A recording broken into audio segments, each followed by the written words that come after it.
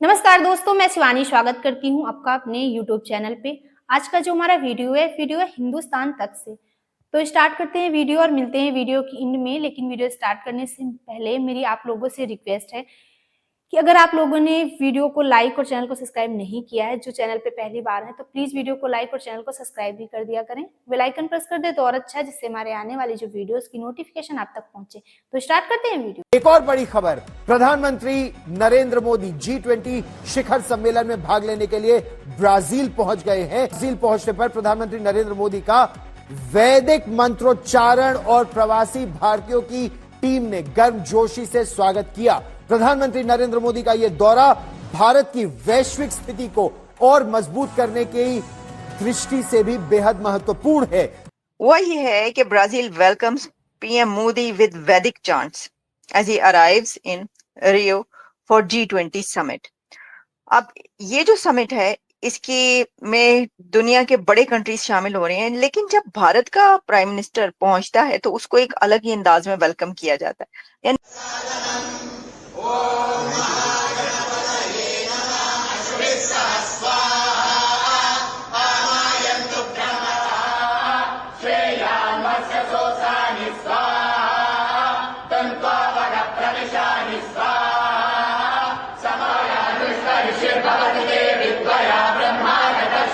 जो फिर मुल्की ओवरऑल जो देखें आप, how to measure power of state. अगर स्टेट की पावर मेजर करनी हो तो क्या इंडिकेटर्स होते हैं? ठीक है, दुनिया में डिफरेंट स्टेट्स हैं, उनकी पावर कैसे मेजर होती है? Sometimes the power gets measured with your geography, people, economy. आपकी सिविलाइजेशन को अगर देखा जाए, हिस्ट्री सिविलाइजेशन को देखा जाए, कल्चर को देखा जाए, इन चीजों को देखा जाए तो पता चलता है कि आप क्या कितने पावरफुल हैं आप। और वो ये काम हुआ है कि जब वो ब्राजील पहुंचे हैं ना मोदी साहब, तो उनको वैदिक चांट्स के जरिए जो है वो रिसीव किया गया। अब मैंने कहा अच्छा ये क्या हुआ है ब्राजील में वैदिक चांट्स कैसे? तो वो मैं आपको बताती हूँ हुआ क्या। ये जो समिट है इसके में दुनिया के बड़े कंट्रीज शामिल हो रहे हैं, लेकिन जब भारत का प्राइम मिनिस्टर पहुंचता है तो उसको एक अलग ही अंदाज में वेलकम किया जाता है। यानी आप देखें कि 20 कंट्रीज तो सिर्फ इसमें जो ब्राजील में सिर्फ इसलिए पहुंच रहे हैं कि वो इसके हैं 20 मेजर इकोनॉमीज G20 का हिस्सा है, लेकिन उसके साथ डजन्स ऑफ कंट्रीज और लीडर्स जो हैं वो उसमें एज ए गेस्ट या उसको ऑब्जर्व करने के लिए तो बड़ी तादाद में, जहां पर सैकड़ों हंड्रेड्स ऑफ लीडर्स एंड जिसे कहते हैं कि दुनिया की डिग्निटरीज पहुंच रही हैं, वहां पर एक लीडर ऐसा है जिसको इस तरीके से एक डिफरेंट अंदाज में जो है वो वेलकम किया जाता है। देख लें आप, एक ही है ना। अच्छा, अब इसमें हुआ ये है कि PM Modi can be seen listening with respect and attention to the group of Vedic scholars comprising men and women of all ages singing melodious Sanskrit shlokas. They were dressed in traditional Indian attire. ये जो मैंने आपको भी सुनवाया, उन्होंने जो है वो एक ट्रेडिशनल जो इस तरह का मंत्र पढ़ते हैं उनके लिए जो ड्रेस होता है वो किया जाता है। तो ये जो वैदिक चांट्स हैं वो देखने को और सुनने को जो है वहां पे मिली। और ये जी during the second League of Three Nation tour, PM Narendra Modi will attend the 19th G20 Leaders Summit in Brazil. अच्छा, अब जब हम इस समिट की बात करते हैं तो वो अपनी जगह पर एक बहुत ही अहम समिट है। देखिए जो फिर मुल्की ओवरऑल जो देखें आप, how to measure power of state. अगर स्टेट की पावर मेजर करनी हो तो क्या इंडिकेटर्स होते हैं? ठीक है, दुनिया में डिफरेंट स्टेट्स हैं, उनकी पावर कैसे मेजर होती है? Sometimes the power gets measured with your geography, people, economy। आपकी सिविलाइजेशन को अगर देखा जाए, हिस्ट्री सिविलाइजेशन को देखा जाए, कल्चर को देखा जाए, इन चीजों को देखा जाए तो पता चलता है कि आप क्या कितने पावरफुल हैं आप। देन आपकी जो पावर है that is also measured with your global connections. आपके ग्लोबल कनेक्शंस कितने हैं? ठीक है, आपके जो ग्लोबल कनेक्शंस हैं वहां से पता चलता है। आपकी जो पब्लिक पीआर है, जो पब्लिक रिलेशनिंग है, उससे पता चलता है कि पाए ना की सोच रहे ने, हमारे कितने कॉन्टैक्ट्स हैं। दुनिया में जो सबसे जिस चीज की वर्थ एंड वैल्यू है ना, वो आपके कॉन्टैक्ट्स की वर्थ एंड वैल्यू होती है। इधर मेरे पास पीछे एक बुक पड़ी हुई है, if I can show you,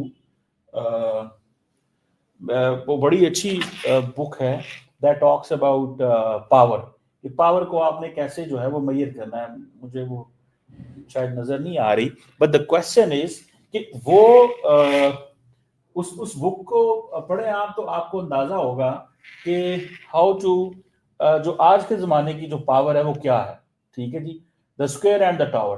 ठीक है, if I can bring that book for you. मैं कभी ऐसे किया तो नहीं, लेकिन ये बड़ी अच्छी बुक है, नियाल फर्गुसन की, बहुत जबरदस्त बुक है।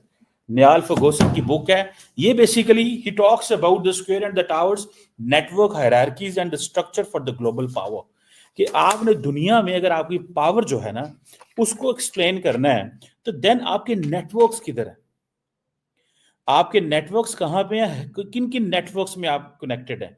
इंडिया को अगर आप देखें, अगले दिन जब हम तुलसी गबार्ड की बात कर रहे थे ना, तो मैं आपसे ये बात कर रहा था कि अगर हिंदू फाउंडेशन जो है अमेरिका के अंदर बैठी हुई, वो कैसे अमेरिका के अंदर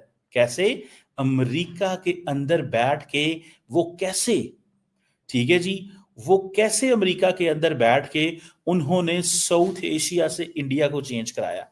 उन्होंने कहा भाई कि साउथ एशिया में तो बड़ी सारी कम्युनिटीज आती हैं, the Indians are now important, not the South Asians, क्योंकि उनको पता था कि we are being clubbed with Bangladesh, Pakistan, Nepal and other countries. So उन्होंने कहा, सो ये बुक पढ़ने वाली इस सेंस में है कि इसमें वो बड़ा अच्छे से एक्सप्लेन करता है कि नेटवर्क्स क्या है और हायरार्कीज क्या है, और किस हायरार्की का आप हिस्सा बनेंगे। इल्यूमिनाटी की बात करता है, फिर देन वो emperors and explorers. So friend, ये थी आज की वीडियो। जैसा कि हम जानते हैं, हमारे प्रधानमंत्री नरेंद्र मोदी जी पहुंच चुके हैं ब्राजील G20 शिखर सम्मेलन में शामिल होने के लिए। ब्राजील में जो भारतीय समुदाय के लोग हैं, उन्होंने मोदी जी का एक अलग ही अंदाज में भव्य स्वागत किया।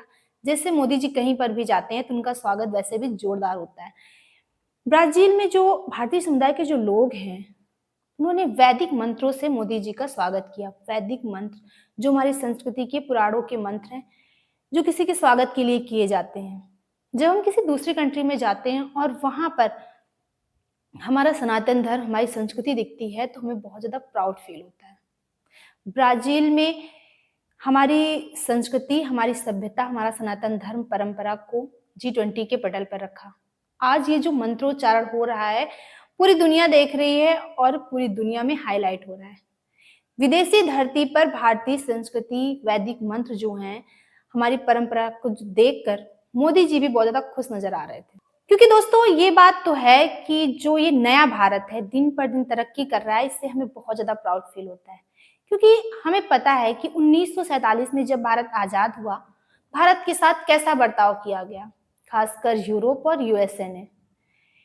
क्योंकि तब भारत के पास इतनी ज्यादा पावर नहीं थी, पावर बहुत कम थी, और वो सारी चीजें भारत ने झेली हैं।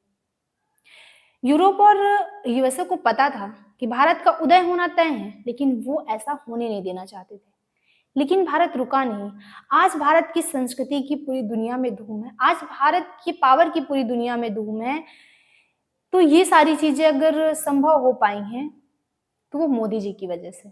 बाकी आपकी क्या ओपिनियन है इस वीडियो पे, हमें कमेंट बॉक्स में जरूर शेयर करें।